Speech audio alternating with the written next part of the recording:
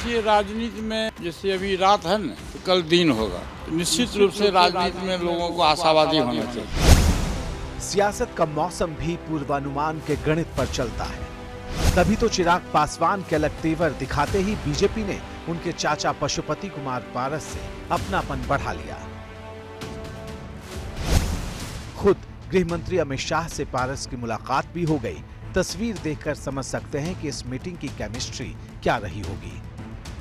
शाह के साथ 26 अगस्त को हुई इस मुलाकात के बाद पशुपति कुमार पारस के लिए अच्छे दिन की उम्मीदें अचानक बढ़ गईं। मैं एनडीए गठबंधन में हूँ और निश्चित रूप से विधानसभा के चुनाव में एनडीए गठबंधन के साथ हम रहेंगे। हम लोग सब लोग मिल करके साथ लड़ेंगे। जो सम्मानजनक सीट होगा उस पर विचार किया जाएगा। चिराग रामविलास पासवान के बेटे हैं और पशुपति पारस उनके भाई।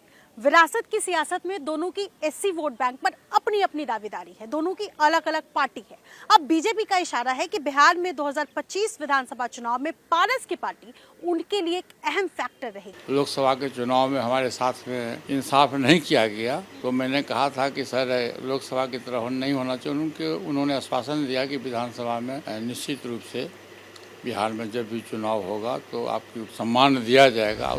यानी अब बीजेपी की निगाहों में पशुपति कुमार पारस की अहमियत पहले जैसी नहीं रही।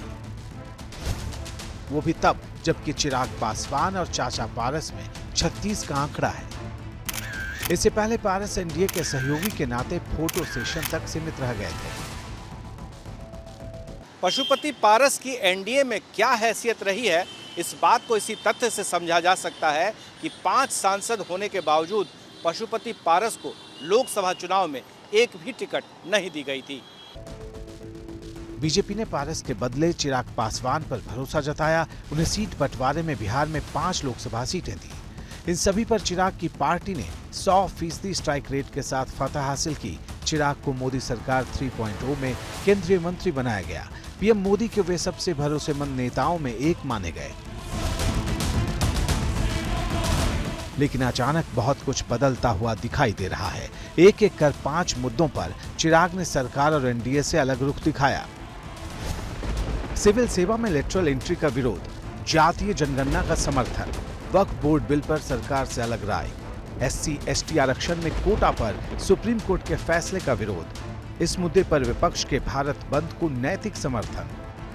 मेरा पक्ष और सत्ता पक्ष, भारतीय जनता पार्टी और प्रधानमंत्री जी का पक्ष एक ही पक्ष है। इवेंचुअली जब ये लेटरल एंट्री का भी मामला आया तो मेरी बात हो या प्रधानमंत्री जी की बात हो या सरकार ने जो उसको रोल बैक करने का जो फैसला लिया, ये तमाम मत एक ही हैं। तो ऐसे में सरकार का विरोध करने का कोई मतलब ही नहीं है। भले चिराग पासवान पीएम मोदी के सबसे भरोसेमंद नेताओं में गिने जाते हैं, लेकिन ताजा तेवर देखने के बाद बीजेपी चिराग पासवान की ताकत को नाप तोल रही है। माना जा रहा है कि बीजेपी चिराग को लेकर सावधान मुद्रा में है और अपने विकल्प तैयार रखना चाहती है।